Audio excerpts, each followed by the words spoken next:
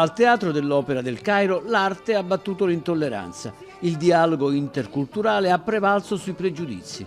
Con Adriana Bruni, figlia del grande compositore e cantante Sergio da Napoli, e con gli strumenti e gli arrangiamenti di Ali Khattab, musicista egiziano che ha combinato le tradizioni arabo-orientali con quelle gitano-andaluse.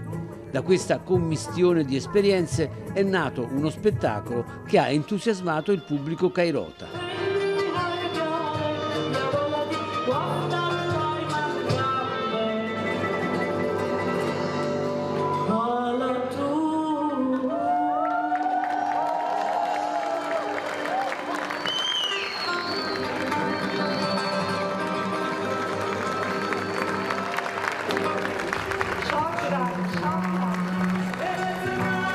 Musicisti italiani e egiziani insieme sul palco dell'Opera del Cairo per ritrovare i motivi comuni alle due sponde del Mediterraneo.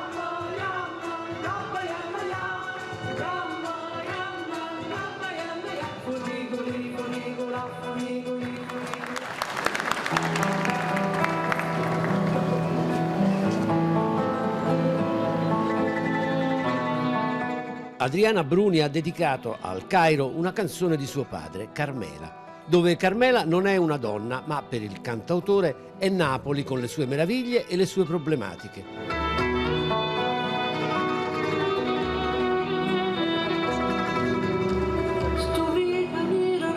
Napoli e Cairo, affacciate sullo stesso mare, con tante similitudini.